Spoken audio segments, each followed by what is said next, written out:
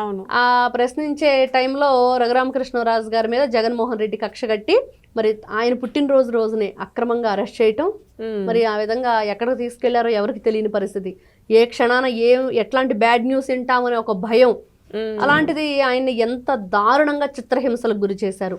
ఎందుకంటే అప్పటికి open heart surgery చేయించుకొని ఉన్నారు ఆయన. అది కొద్ది రోజులే అయింది, 2 వారాలేమో. మరి ఇవన్నీ చూసిన తర్వాత మరి ఆయన అనుభవించిన నరకం, వెంకటేశ్వర స్వామి మహిమతోనే నేను ఈ రోజున బ్రతికున్నానని చెప్పటం కానీ, ఆ తర్వాత ఆయన అన్ని తేరుకున్నాక నార్మల్ కండిషన్కి వచ్చాక వీటన్నిటి మీద కూడా ఇన్వెస్టిగేషన్ స్టార్ట్ చేశారు. అవును. ఎక్కడ ఎవరిని వదిలిపెట్టే ప్రసక్తే లేదు. ఈ రోజున పివి సునీల్ కానివ్వండి, సునీల్ నాయక్ కానివ్వండి, లేకపోతే వీళ్ళందరూ కూడా దాంట్లో ఉన్నారు.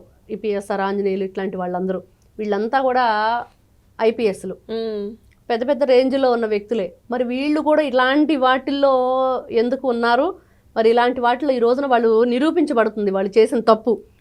వాళ్ళకి భయం. ఈ రోజున మనం చూస్తే ఏ కేసు అయినా సరే ఏ వ్యక్తి వల్ల అది ముందుకు వెళుతుందంటే ఆ వ్యక్తిని లేకుండా చేస్తే ఆ కేసు ముందుకు వెళ్ళదు. ఈరోజు రఘురామకృష్ణరాజు గారే కస్టోడియల్ టార్చర్కి మెయిన్ ఆయనే కాబట్టి, ఆయన వల్ల ఈ కేసు ముందుకు వెళుతుంది కాబట్టి, ఆయనే లేకపోతే కేసు ఉండదు కదా అనే కోణంలో కూడా ఈ రోజున అందరికి అనుమానాలు వస్తున్నాయి.